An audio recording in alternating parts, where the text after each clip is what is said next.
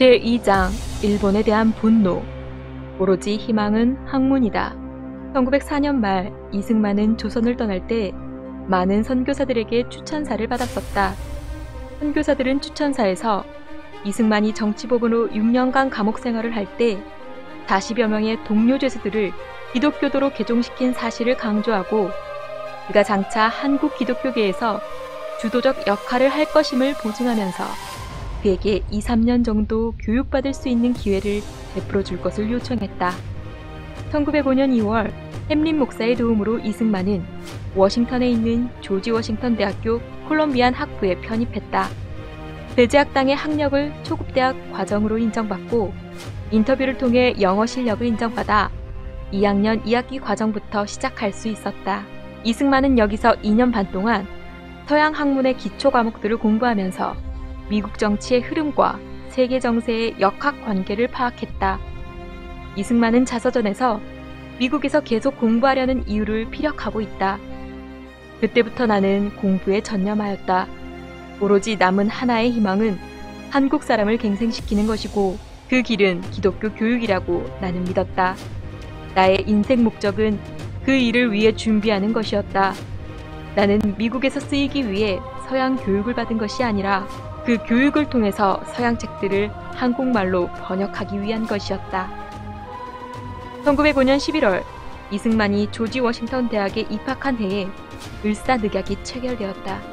제2차 한일 협약으로도 불리는 이 조약은 일본이 대한제국을 강압해 체결한 불평등 조약으로 외교권 박탈과 통감부 설치 등이 주요 내용이다. 이승만은 학업을 수행하면서 본격적으로 강연이나 설교 활동을 통해 조선이 독립국이라는 사실을 알리고자 했다. 조선이 5,000년 역사를 가진 독립국이며 조선민족은 일본의 통치가 필요 없는 자주국민임을 미국인들에게 알리고 여론을 형성하고자 했다.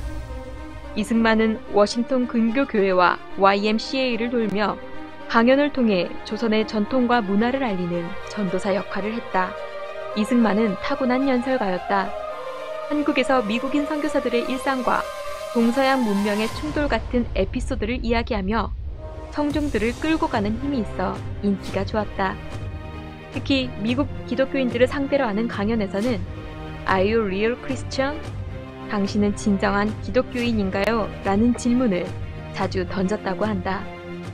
기독교 정신은 약자를 보호하는 데 있다고 주장하며 미국인이 진정한 기독교인이라면 일본이 한국을 침략하는 이러한 문제를 묵인해서는 안 된다고 설득하였다. 때로는 논리적으로, 때로는 감성에 호소하며 다양한 방법을 통해 여론을 형성하기 위해 노력하였다. 여론 형성을 위해 이승만은 강연뿐만 아니라 각종 신문기고 활동을 진행하였다. 한국에서 언론 활동을 해보았던 경험이 큰 도움이 되었다. 그리고 글의 주제가 무엇이든 항상 마지막에는 일본의 팽창은 미국에게도 위험이라는 점을 내세우며 한국의 독립보전에 미국인들의 관심을 가져야 한다고 주장하였다. 제대로 먹지도 못하면서 강연으로 너무 많은 시간을 빼앗기고 신경을 쓴 탓에 학교 성적은 좋지 못했다. 등록금은 면제되었지만 생활비는 직접 마련해야 하는 어려움이 있었다. 그래도 강연료를 받아 미국에서 생활하는 데도 도움이 되었다. 그 와중에 자신이 그토록 사랑하던 어린아들 태산을 병으로 잃는 일도 겪었다. 한국인의 이민조차 생소하던 그 시절에 이승만은 어려운 유학 생활을 이어나갔다. 외아들을 잃고 생활고를 겪기도 하였지만 이승만이 가장 서러운 것은 나라가 없다는 현실이었다. 사실상 이승만은 해방되어 대한민국이 건국되기 전까지 미국 국적을 취득하지 않고 무국적자로 지냈다. 이승만의 외교 독립투쟁은 시간과 장소에 구애받지 않고 미국에 있는 동안 진행되었다. 시련이 있었지만 이승만은 결국 1907년 6월 5일 조지 워싱턴 대학을 졸업했다. 그에게 계속 관심을 보여온 워싱턴 포스트지는 졸업식에서 이승만이 가장 많은 박수를 받았다는 기사를 실었다. 졸업 후 이승만에게는 두 가지 길이 있었다. 하나는 귀국해서 조국의 독립을 위한 활동을 하는 것이고 다른 하나는 이대로 미국에 남아 공부를 더 하는 것이었다. 이승만은 고민에 빠졌다. 이 무렵 부친이 편지를 보내왔다. 미국에서 이승만이 한 신문 기고와 강연 활동 때문에 일본 관원들의 심기가 불편하니 당분간 귀국하지 말라는 내용이었다. 이에 이승만은 미국에 남기로 결심했다. 1907년 9월, 이승만은 미국 최고 명문대인 하버드 대학교에 입학해 석사 과정을 밟는다. 본인의 노력과 선교사들의 도움으로 이루어진 일이다. 이승만은 하버드에서 주로 미국 역사와 유럽 근대사, 그리고 정부론 등의 강의를 들었다. 이승만은 왜 서양은 그렇게 근대화를 할 수 있었는데 우리는 못하였는지에 대한 궁금증을 서양사를 통해 해소하고자 했다. 한국이 근대화를 앞당겼다면 일본에 의한 침략은 막을 수 있었을 것이라는 아쉬움에서 출발한 학문에 대한 열정이었다. 외교학도 따로 선택해 수강했다. 외교만이 나라를 빼앗긴 한국이 독립을 할 수 있는 마지막 희망이라고 생각했다. 실제 이 당시 공부했던 서양사와 외교 공부를 통해 후에 서양 국가들과의 외교 활동에서도 그들의 논리로 그들을 설득하며 외교에 탁월한 능력을 보인다. 강연 활동을 빼고는 공부에만 전념해서 1년 안에 석사 학위에 필요한 모든 과정을 끝낼 수 있었다. 다만 논문 제출만이 남아 있었다. 그때 이승만이 하버드에서 학업을 지속할 수 없는 사건이 생겼다. 로프 장인환과 전명훈이 친일 성향의 미국인 스티븐스를 권총으로 살해한 것이다. 무장투쟁으로 미국 내에서 대한제국 독립운동에 대한 여론이 악화되었고 이는 이승만의 논문 심사에도 영향을 미쳤다. 이승만은 이탈리아 통일운동에 대한 석사 논문을 제출했지만 지도교수는 면담조차 하지 않으려고 하였다. 2년이 지난 후 추가 과정을 이수하고 석사 학위를 받을 수 있었지만 그 당시 이승만은 하버드를 떠날 수밖에 없었다. 대한인 국민의 지도자로 부상. 이승만은 1908년 1월 초부터 미국에 건너와 있던 옥중 동지 박용만, 유학생 이관용 등과 함께 덴버에서 개최되는 민주당 대통령 후보 선출대회에 맞춰 해외 동포 대회를 기획했다. 미국인들의 관심이 높은 대통령 후보 선출대회에서 한국의 문화와 독립보전을 알리면 여론 형성에 효과가 있을 것이라고 생각했기 때문이다. 미국의 각 지역에서는 물론 러시아, 중국, 일본, 영국 등에서 40명 이상의 한인 대표가 모였다. 이승만은 만민공동의 활동과 루스벨트 대통령 면담 등의 과거 경력이 작용해 의장에 선출되었다. 이승만은 6일 동안의 회의를 주재하면서 앞으로 조선이 독립할 방향으로 평화주의를 택해야 한다는 주장을 했다. 그러기 위해서는 먼저 미주 지역에 난립한 독립운동 단체들을 통일하는 것이 필요하고 한편으로는 한국 교민들의 문화 수준을 높이기 위해서 기독교 교육을 통한 교육 출판 활동을 해나가야 한다고 피력했다. 이것을 계기로 한인들은 제외 한인 단체들을 통합할 것, 양서를 한문 번역하는 전문 출판사를 설립할 것, 세계 정세를 다룬 서적을 조선에 배포할 것 등을 결의했다. 미국 내에서 다양한 독립운동 활동을 통해 이승만은 미주 한인 사회와 한국에서 지도자로서 입지를 강화하였다. 덴버 회의를 마친 후 이승만은 미국 서부의 샌프란시스코와 로스앤젤레스에 있는 한인 동포 단체를 둘러보았다. 관서 출신 인사들이 설립한 국립협회와 기호 출신 인사들이 만든 대동보국회였다. 국립협회는 이승만에게 호의적이지 않았지만 대동보국회는 이승만을 자신들의 지도자로 추대하려고 했다. 하지만 이승만은 동포들의 단결이 중요하다고 여겨서 대동보국회에 가입하는 것을 보류했다. 그리고 1910년 2월 1일 대한인국민회로 이 단체들이 통합되자 곧바로 가입 신청을 해 1910년 3월 21일 국민회 입회 증서를 교부받았다. 1908년 3월 23일 이승만이 미주 한인사회에서 지도자로서의 입지가 흔들릴 수 있는 사건이 샌프란시스코에서 일어났다. 로포였던 장윤환과 전명훈 두 사람이 일본의 조선 침략을 찬양하던 미국 외교관리 스티븐스를 권총으로 암살한 사건이 벌어진 것이다. 스티븐스는 일본 통감부 외교 고문으로 일하면서 각종 신문에 일본이 한국을 지배하는 것이 정당하다는 논리를 펴온 유명한 친일파 인사였다. 스티븐스는 신문과의 인터뷰에서 일본은 한국의 문명을 전파하고 각종 개혁을 추진해주고 있다며 이는 한국을 위해 꼭 필요한 일이며 정부 관리들은 물론 일반 백성들도 일본인들을 환영하고 있다고 말했다. 이에 장윤환과 전명훈은 스티븐스를 찾아가 신문 내용에 대해 사과하고 해명하라고 요구했다. 그러나 스티븐스가 사과를 거부하자 격분한 나머지 권총을 쏜 것이었다. 장인환과 전명훈 두 사람은 현장에서 체포되었고 한인사회는 대대적인 모금 활동을 벌이면서 재판 준비에 들어갔다. 레이던 코글텀, 베럿, 로버트 페럴 등 3명의 변호사를 선임했지만 통역이 문제였다. 한인단체는 당시 미국에서 유학 중이며 대중적 명망이 있는 이승만에게 통역을 요청했다. 이때 이승만은 덴버 회의 일정을 마치고 보스턴에서 돌아와 하버드에서 석사학위 논문을 준비 중이었다. 미국 대륙 반대편에 있는 샌프란시스코에서 재판의 통역을 맡아달라는 부탁을 받은 것이다. 7월 16일 샌프란시스코에 도착해 사정을 두루 살핀 이승만은 통역을 할 수 없다고 정중히 거절했다. 한인 사회의 파문이 일었다.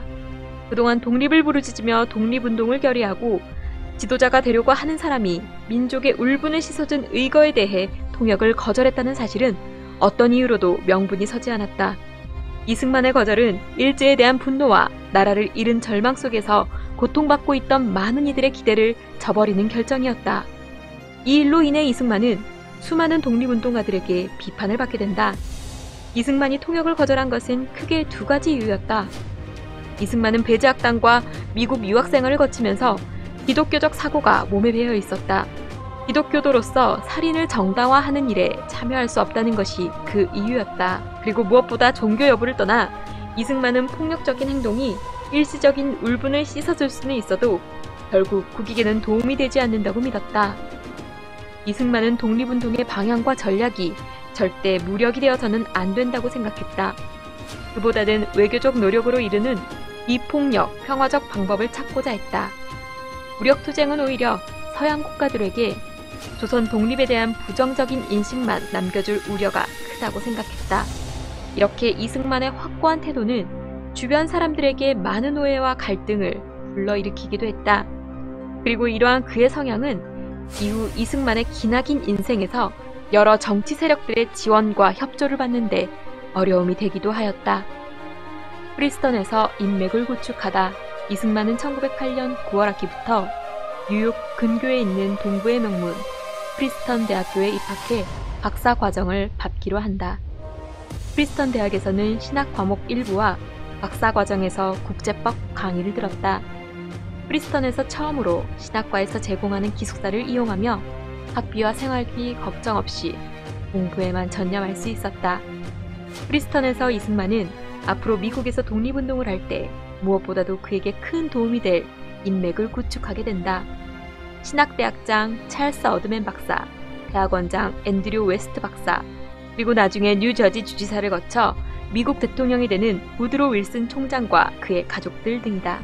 프리스턴 총장이자 정치학과 교수인 우드로 윌슨은 정치학과에서 유일한 동양 학생인 이승만을 자주 집으로 초대하고 친하게 지냈다. 나중에 윌슨이 미국 민주당 대통령 후보가 되었을 때도 이승만이 윌슨을 만날 수 있었던 것은 둘째 딸인 제시가 별장에서 가족 휴가를 보낼 때 개인적으로 이승만을 초대했기 때문에 가능한 일이었다. 그렇게 이승만은 윌슨이 민주당 후보일 당시 제시를 통해 2번이나 윌슨을 만날 수 있었다. 이승만은 프리스턴 대학교에서 국제법과 외교사를 전공했다. 그가 국제법을 전공한 데는 이유가 있었다. 조선 왕조는 1870년대부터 일본, 미국, 독일, 러시아 등 외국과 조약을 맺게 되었다. 최초의 조약은 일본과 맺은 강화도 조약이었고 2번째 조약은 미국과 맺은 조미 수호 조약인데 국제법이 무엇인지도 모를 시절에 외국이 강요하는 불평등 조약을 속수무책으로 맺을 수밖에 없었다. 이웃나라인 일본만 해도 외국의 문호를 개방하면서 자국 내의 국제법을 공부한 사람들이 많이 있었다. 이승만은 이러한 현실을 너무나도 잘 알고 있었기 때문에 독립을 유지하려면 국제법을 공부할 필요가 있다고 본 것이다. 1910년 6월 14일 이승만은 미국의 영향하에 발달된 국제법상 중립이라는 제목의 논문으로 박사 학위를 받았다. 이승만은 근대적인 학문을 공부하고 정식으로 박사 논문을 발표한 최초의 한국인이 되었다. 이 논문은 프리스턴 대학교 출판부에서 2년 뒤에 출판되었는데 제1차 세계대전으로 전시중립 문제가 중요하게 부각되면서 학계에 관심을 끌었다. 한반도의 상황과는 직접적인 연관은 없지만 우리 민족이 살 길은 국제법과 외교학에 능통해야 한다는 고뇌를 담은 것이다. 18세기 영국, 스페인 등 유럽 해양 강국들이 전쟁 중 국제교육의 중립적 자유를 법률적으로 어떻게 다뤘는지 살피고 19세기 미국과 영국 사례를 분석했다. 당시 우리나라가 강대국의 틈바구니에서 살아남을 방법은 미국의 영향력 안에 있는 영원한 중립국이라는 것을 예견하고 있었다. 1910년 8월 29일 대한제국이 일본에 평탄되었다. 이승만은 앞이 막막했다. 그때 서울의 독청년에 YMCA로부터 연락이 왔다. 조국에 돌아와 교육사업을 맡아달라는 부탁이었다. 귀국 그리고 YMCA 운동. 1910년 9월 3일 이승만은 영국 횡배에 몸을 실었다. 뉴욕에서 리버풀로 가는 길이었다. 대서양 항로를 택한 것은 유럽 문명을 관찰하기 위해서다. 이승만은 런던에서 파리로, 베를린을 지나 모스크바를 거쳐 시베리아 횡단철도를 타고 만주에 도착했다. 한일병탄이 된 지 2달 후에 서울에 도착한 이승만은 압록강을 건널 때 일본인 관리들에게 입국 신사를 받았다. 강제 침탈된 조국의 현실이었다. 10월 10일 이승만은 서울역에 도착했다. 서울 YMCA는 미국인 선교사 필립 질레트가 총무를 맡고 브루크만이 협동 총무를 맡고 있었다. 한국인 간사들로 이상재, 김정식, 유성준, 윤치호 등이 종교부, 교육부, 학생부를 이끌었다. 거의 대부분의 인물들이 한성 감옥 시절에 알고 지내던 선배이자 지인들이었다.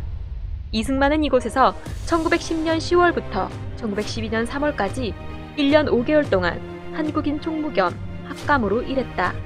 조선 YMCA는 일본과 미국은 물론 유럽의 YMCA와 유대 관계를 맺고 있어서 일종의 치외법권지대와 마찬가지였다. 이것은 이승만이 첫 직장을 YMCA로 결정하는데 큰 이유가 되었다. 일본 관원들의 감시도 피할 수 있고 신변도 보장받을 수 있었기 때문이다. 이승만은 조선 YMCA에서 성경과 국제법을 가르쳤다. 또한 그는 YMCA의 국제위원회 총무 존 모트 박사가 저술한 학생 청년회의 종교상 회합과 신입학생 인도라는 두 책을 번역해 1911년 5월과 10월에 각각 출판했다. 미국 유학 시절 다짐했던 계몽운동을 실천한 것이다. 이승만이 귀국할 즈음 조선의 기독교도들은 백만인 구령 운동에 매진하고 있었다. 그가 서울에 도착한 10월에도 한 달 동안 대전도 집회가 열리고 있었고 그에 앞선 6월에는 서울 진관사에서 한국 역사상 최초의 초교파 학생 집회인 제1회 기독학생 발영회가 열렸었다. 바야흐로 기독교 청년운동이 활발히 전개되고 있었던 것이다. 이승만 역시 귀국 후 미국의 자유주의와 기독교 문명을 청소년들에게 전파하면서 1911년 2차례 전국 순회 강연을 가졌다. 전국적으로 YMCA 조직을 확산시키기 위해서였다. 일본 헌병들은 이승만을 감시하기 시작했다. 일본 제국주의자들은 조선에서의 개신교 민족주의 운동을 탄압하고 있었다. 한일병탄 후에 유일하게 남은 세력이 기독교 조직을 바탕으로 한 독립운동 세력이었기 때문이었다. 그래서 일본은 윤치호를 비롯한 기독교 지도자들을 일망타진하는 계획을 세운다. 이른바 배고인 사건이라 불리는 일이다. 일본 경찰은 테라우치 총독 암살 미수라는 죄목을 만들어 무고한 700명을 검거하고 1912년 6월 28일에 열린 첫 공판에서 배고인에게 실형을 선고했다. 당시 이승만도 체포 대상이었다. 그러나 이때 이승만은 체포되지 않았다. 이번에도 미국 선교사들의 보호 때문이었다. YMCA의 질레트와 존 모트, 일본의 감리교 감독 비숍 페리, 장로교 해외 선교부의 아서 브라운, 하버드대학교 총장 찰스 엘리엇은 미국에서 잘 알려진 유명 인사인 이승만이 일제에 의해 체포되면 외교적 마찰이 일어날 것이라고 일본에게 경고했던 것이다. 선교사들의 도움으로 체포되지는 않았지만 이승만은 불안해졌다. 미국인들이 이승만을 계속 보호해줄 수도 없는 노릇이었다. 주변에서는 이승만에게 조선을 떠날 것을 권유했다. 그러던 중 1912년 5월에 미국 미니애폴리스에서 세계 감리교 평신도대회가 열리자 지인들은 이승만이 조선 대표로 참석하도록 종용했다. 미국으로 망명, 그리고 독립운동. 1912년 3월 26일 38세가 된 이승만은 서울을 떠났다. 부산에서 배를 타고 먼저 일본에 도착했다. 일본의 가마쿠라에서 열린 한인 기독 학생 모임에 참석해 4월 5일에 노정일, 정세윤 등 26명의 창립 회원으로 학생 보금회를 발족시켰다. 4월 6일에는 도쿄의 YMCA에서 조선 유학생들에게 거는 기다란 제목의 연설을 했다. 당시 도쿄 YMCA에는 송진우, 이광수, 안재용, 신익희, 최린, 조소왕, 김병로, 이인, 전영택 등 해방 이후 한국을 이끌 지도자들이 드나들고 있었다.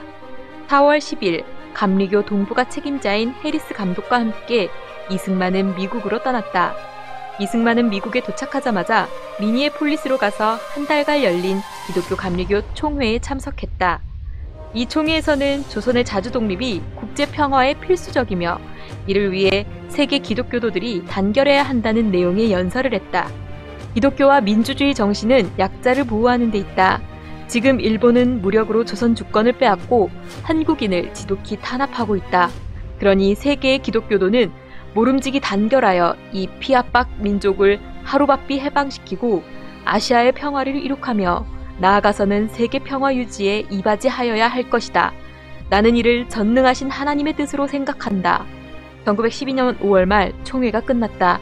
당시 이승만은 자신을 YMCA로 초청했던 언더우드로부터 연희전문학교 교수로 부임하라는 제안을 받았지만 연희전문학교의 설립이 늦어져서 부임할 수 없었다.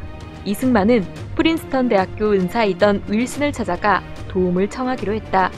윌슨은 뉴저지 주지사 신분으로 민주당 대통령 후보가 되어 있었다. 윌슨의 둘째 딸 제시의 도움으로 윌슨을 만난 이승만은 식민지 조선의 참상을 설명하고 대통령 선거 유세 중에 배고인 사건에 연루된 조선 기독교 지도자들의 석방을 촉구하는 발언을 해줄 것을 요청했다. 그리고 조선의 독립을 세계에 알리는 성명서에 서명을 해달라고 부탁했다. 윌슨은 개인적으로는 동의하지만 미국의 정치적 상황을 고려하면 서명을 할 수 없습니다.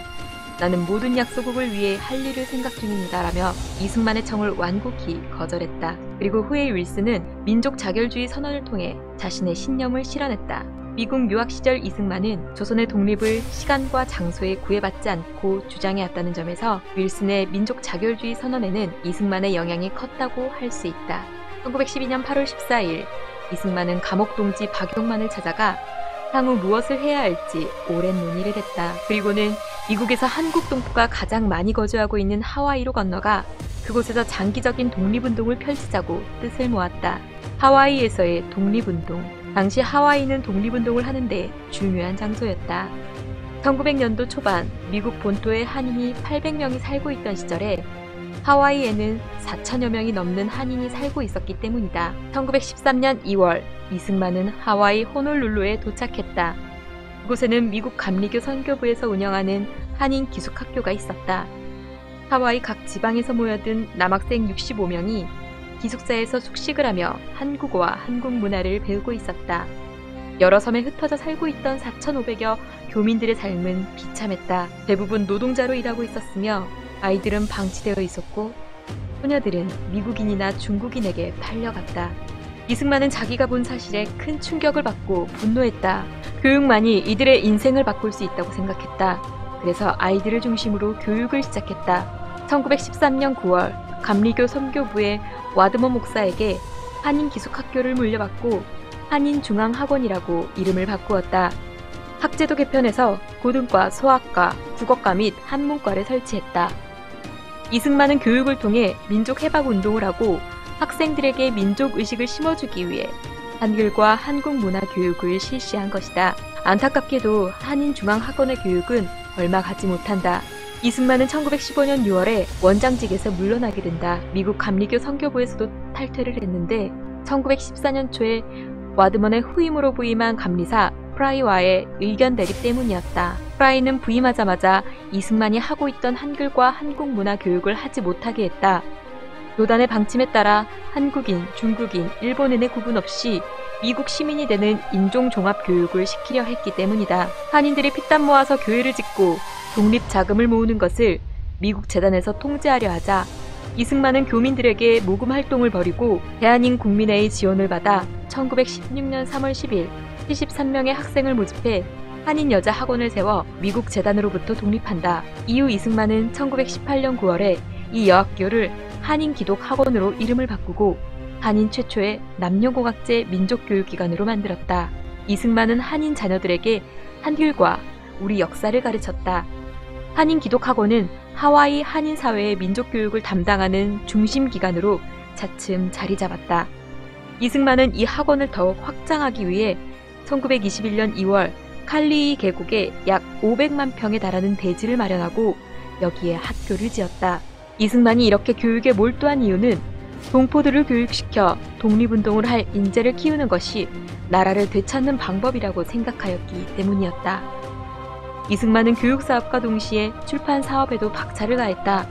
우선 이승만은 한국교회 핍박을 출간했다.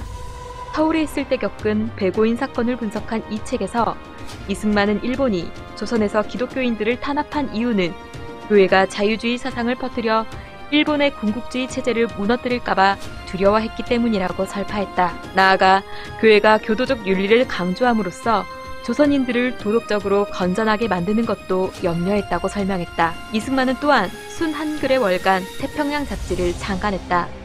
교포들을 대상으로 한 이 잡지에서 이승만은 주필이 되어 기독교 신앙과 애국 애족 정신, 독립사상을 심어주는 내용의 글을 발표했다. 이 잡지는 1930년 말에 태평양 주보로 그 이름이 바뀔 때까지 17년간 발간되었고 하와이 한인 사회의 대표적인 주간지로 자리 잡았다. 이승만은 이 잡지를 통해 이미 학식이 있는 사람들을 분발케 하는 것도 중요한 일이지만 더욱 신경 써야 할 것은 평민들의 교육이라고 주장했다. 우리나라의 독립과 그 이후의 국가 전반에 걸쳐 일반 백성이 중요한 역할을 해야 할 것이며 그래서 국민교육이 중요하다는 요지였다. 이승만은 이러한 맥락에서 한글 전용을 강조했다. 그리고 1924년에는 독립운동의 일환으로 대한인 동지회를 조직하고 하와이에 본부를 두고 본토 각지에 지부를 두면서 독립운동을 진행해갔다. 외교력에 기반한 독립운동. 독립운동이 한창일 당시 미주 지역의 한인 지도자 중에 우남 이승만, 우성 박용만, 도산 안창호가 주목받았다. 이승만은 외교 독립을 주장했고 박용만은 무력투쟁을, 안창호는 실력 양성을 주장하며 각자 운동을 펼쳤다. 이승만은 앞서 말한 동지회를 기반으로 하고 있었다. 박용만은 국민군단을 만들었고 안창호는 흥사단을 지지 기반으로 했다. 특히 박용만은 무장투쟁을 더욱 확대해 나가기 위해 막대한 경비를 들여 농장에 병영을 건설해 사람들로 하여금 낮에는 사탕수수 농장이나 파인애플 농장에서 일을 하고 틈틈이 군사훈련을 하도록 했다. 이 일은 이승만의 입장에서는 한국인들을 테러리스트로 보이게 할 수도 있는 위험한 일이었고 더욱 중요한 것은 미국 법을 어기는 일이라는 사실이었다. 이승만의 생각은 약소국의 독립이 강대국의 영향으로 이루어지는 경우가 많기 때문에 미국 정부와 그 국민의 지지를 받아야 한다는 것이었다. 이러한 견해 차이로 이승만과 박용만의 사이는 벌어질 수밖에 없었다. 미국에 거주하는 교포의 70% 이상이 하와이에 몰려 있었기 때문에 재정 문제를 두고도 주도권 다툼이 일어났다. 더구나 1914년에 국민회관이 완공되었는데 박용만 측의 인물이 건축비를 유용했다는 사실이 밝혀졌다. 이를 두고 이승만이 비판을 하자 박용만과는 완전히 갈라서게 되었다. 이승만은 도덕성이 무너졌다며 집행부를 비난했고 하와이 각지를 방문해 국민회에 성금을 내지 말라고 한인들을 설득했다. 결국 국민회는 현 집행부를 지지하는 쪽과 비판하는 쪽으로 양분됐다. 하와이의 국민회는 미주 전체는 물론 하와이에서 한인 전체를 대표하는 단체였다. 게다가 하와이 한인들은 국민회를 자신들을 대표로 하는 정부 역할로 인식하고 있었기 때문에 하와이 주정부에서도 국민회를 대표기관으로 인정해 사법권에 준하는 권한까지 부여하는 실정이었다. 상황이 이렇기 때문에 국민회를 누가 장악하느냐 하는 것은 아주 중요한 일이었다. 이승만과 박용만의 갈등은 이러한 관계 속에서 파생된 것이다. 결국 1915년 5월 1일 국민의 특별대의원회에서는 박용만 쪽의 김종학을 회장직에서 파면하고 이승만계의 정인수를 임시 의장으로 선출했다. 이승만은 안창호와도 부딪혔다. 이승만이 철저한 반공주의자였던 반면 안창호는 민족을 단결시키기 위해서라면 사회주의자들도 끌어안아야 한다는 좌우 합작론자였기 때문이다. 안창호는 하와이에서 활동하지는 않았지만 지역 교민들에게 큰 영향력을 가진 인물이었다. 이승만은 하와이 교포들에게 한국 사람은 믿을만하다, 나라를 독립하고 독립을 계속 유지할 수 있는 국민이다 라는 모습을 보여줘야 한다고 끊임없이 주장했다. 그리고 그렇게 되기 위해서 교육이 가장 필요하다고 보았다. 교육 사업과 더불어 외교 활동에 매진했지만 하와이 내에서 이승만은 분열주의자라는 꼬리표를 달고 살 수밖에 없었다. 3.1운동과 미국에서의 독립운동. 1918년 1월 미국 대통령 윌슨은 제1차 세계대전을 마무리하기 위한 평화조약 체결을 원칙으로 민족 자결주의를 주창했다. 이로 인해 압박당하던 세계의 민족들은 독립의 희망을 갖게 된다. 이러한 세계 정세 속에서 이승만은 1919년 제1차 세계대전의 전후 처리에 관한 회의인 파리 강화 회의에 참석하려고 했다. 이 소식은 당시 한인 유학생이 많았던 도쿄에도 전해졌다. 도쿄 유학생들은 고베에서 발행되는 영자신문 재팬 애드버타이저 1918년 12월 13일자에 게재된 한국인들 독립을 주장이라는 기사를 계기로 독립운동을 구체화시키는데 한참이었다. 이승만이 파리 강화 회의에 참석한다는 소식은 국내에도 전해졌다. 그런데 파리 강화 회의 참석을 위해 여권 발급을 신청하고 대통령 면담까지 하려던 이승만의 계획은 좀처럼 풀리지 않았다. 윌슨 대통령에게 파리 강화 회의에서 조선 문제를 상정해 줄 것을 요청했는데 대통령은 개인적으로는 그렇게 하고 싶지만 조선은 제1차 세계대전의 참가국이 아니라서 어렵다는 것이었다.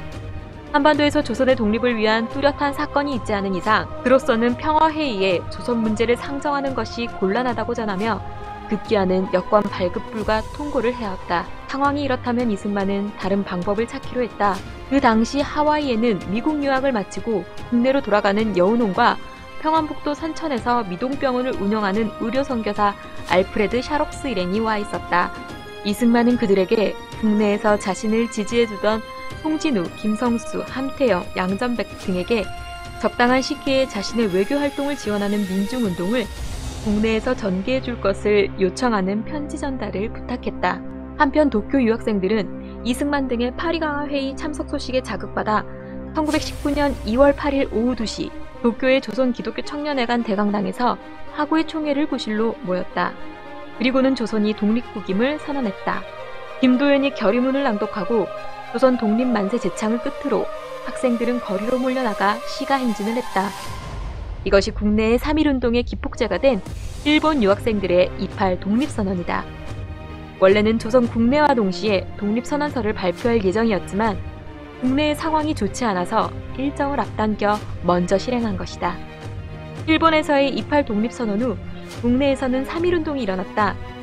3.1운동은 이승만을 포함하여 해외에서 활발하게 이루어지던 독립운동이 국내의 독립운동까지 연결된 중요한 사례다.